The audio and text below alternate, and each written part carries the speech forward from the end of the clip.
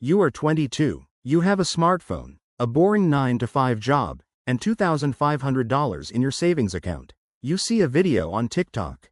A guy your age is leaning against a leased Porsche, talking about financial freedom, compound interest, and making your money work for you. You believe him. You download a brokerage app. The interface is sleek, green, and frictionless. It is designed to look like a game. It is designed to hack your dopamine receptors. You don't know that yet. You fund your account. You buy your first stock. Or maybe it's crypto. It doesn't matter. What matters is that the next day, your portfolio is up 15%. $375. You made that while you were sleeping. You stare at the glowing green numbers. Your heart rate elevates. You feel an electric hum at the base of your skull. You think you are a genius. You think the people working 40 hours a week are fools. You have found the cheat code to life. You start reading the news. You join Discord and Telegram groups. Thousands of strangers calling each other, bro, collectively screaming, to the moon. You feel like you belong. You feel like part of a movement. You deposit more. You borrow from friends. You use margin. If I can double $2,500, why not $25,000? It's just basic math. But the market doesn't run on basic math. It runs on liquidity. And you are the liquidity. It's a random Thursday afternoon. There is no bad news. But the chart suddenly violently drops. A massive red candle slices through every line of support you drew on your screen. Down 10%, down 20%, down 40%. You don't sell. The experts in the chat tell you to hold the line, to buy the dip. You wire more money to average down. Then, the notification pops up. Margin call. The algorithm automatically liquidates your positions to cover the debt. Your account evaporates. From $25,000 down to $142 in buying power. You sit in the dark. The blue light of the monitor washes over your pale face. You don't cry. You just feel hollow. A cold numbness crawls from your stomach to your throat. You just paid tuition for your first lesson. The market doesn't know who you are. The market doesn't care if you need that money for rent. The market is a meat grinder, and you just willingly walked inside. Most people stop here. They delete the app, go back to their cubicles, and tell their friends that investing is a scam. But you don't. You look at the chart. You wipe your face. You tell yourself, I lost because I wasn't good enough. And with that, you step into hell. You are 25. You quit your job. You are a full-time day trader. That's what you call yourself. Your parents call you unemployed. Your girlfriend thinks you have a gambling addiction. Your desk now has 4 monitors. They are always on. They are covered in a chaotic web of lines. RSI, MACD, Bollinger Bands, Fibonacci retracements. You memorize candlestick patterns. Dojis, inverted hammers, morning stars, head and shoulders. You believe that if you analyze deeply enough, the chart will reveal the future. You treat trading like a hard science. Your life is measured in minutes. You wake up at 6 a.m. You check macro data, US CPI reports, Fed chair speeches. You drink black coffee. You skip breakfast because digesting food draws blood away from your brain, reducing your reaction time. The bell rings. You trade constantly, scalping, entering, exiting, cutting losses. You make $200 on Monday. You feel validated. Tuesday, you make $150. You buy a nice dinner. Wednesday, you lose $50. It's fine. Discipline is key. Acceptable drawdown. Thursday, a billionaire tweets a meme. The market violently reverses. Your stop loss gets hit with massive slippage. You lose your temper. Revenge trading takes over. You double your lot size to make it back. You abandon your rules. You are trading purely on rage. By the closing bell, you are down $1,800. An entire month's progress wiped out in 4 hours. You shatter your mouse against the desk. Your best friend calls to invite you to a bar to talk about the playoffs.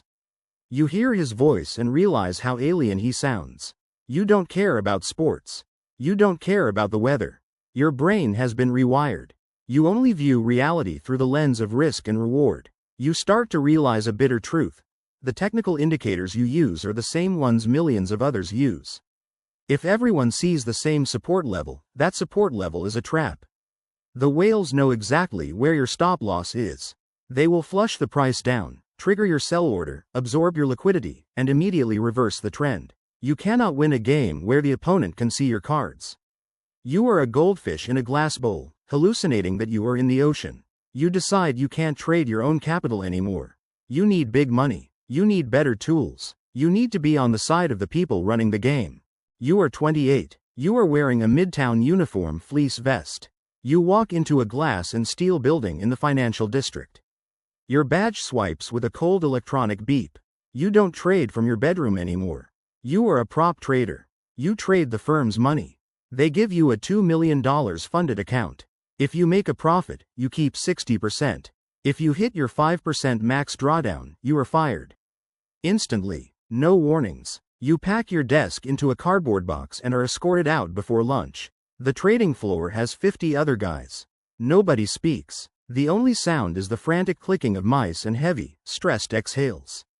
The air smells like stale coffee and cold sweat. Here, nobody cares about your head and shoulders patterns.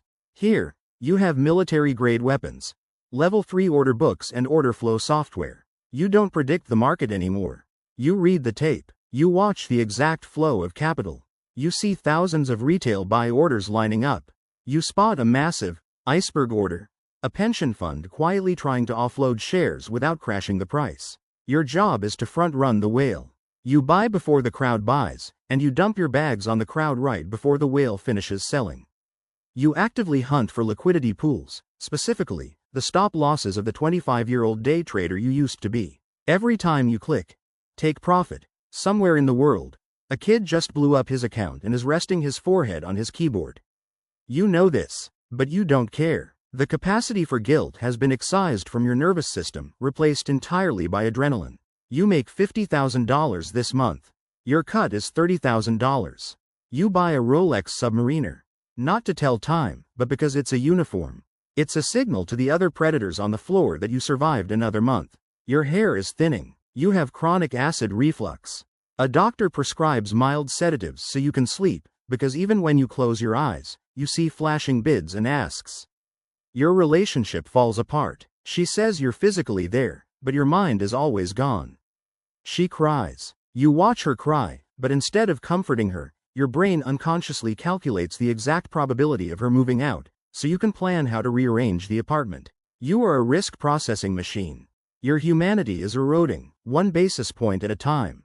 You are 33. The title etched on your glass door says Portfolio Manager. You don't look at 1-minute charts anymore. Your time horizon is measured in quarters. You don't manage $2 million. You manage $500 million. You don't execute trades yourself. You have 4 young, sleep-deprived prop traders working under you. They call you boss. You look at them and see flawed, inefficient versions of your past self. Your game is now macro and capital allocation. You don't care if a stock moves 2%. You care if the semiconductor supply chain in Taiwan is faltering. You care about crude oil output in the Middle East. You pay for satellite imagery to count the number of trucks leaving a Tesla gigafactory before earnings are announced. You buy information, and information is leverage. It's a Tuesday in October. Your proprietary data shows a major retail chain is suffocating under inflation. You decide to short them. You deploy $100 million against the stock. 3 months later, the company reports record losses. The stock plunges 40%. Your fund nets $40 million in profit. That same evening, on the local news, the CEO announces the closure of 50 stores. 12,000 people are laid off. Single mothers, college students, middle-aged managers losing their only lifeline. You watch the broadcast while sipping a 25-year Macallan in your penthouse overlooking the skyline. Do you feel anything? No. Morality is not a recognized metric on Wall Street. There is only right and wrong, profit and loss. You tell yourself that if you didn't short it, another fund would have. That the company deserved to die for its operational inefficiencies. That you are fulfilling your fiduciary duty to your limited partners. The language of finance is brilliant. It allows you to wrap absolute ruthlessness in sterile terms like restructuring, capital optimization, and price discovery. Your total comp this year is $3 million. You buy a Porsche 911. You drive it exactly twice. It sits collecting dust in a subterranean garage. You don't have the time to enjoy the things you own. Your body is revolting. You had a mild myocardial infarction, a mini heart attack, 2 months ago. The doctor says if you don't manage your stress, you won't see 50. You smile and pay him in cash to keep the records away from the firm's HR department.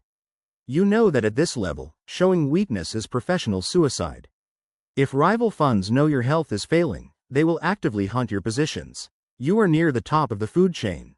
But you realize a chilling truth. You are still just an employee. You are still playing someone else's game.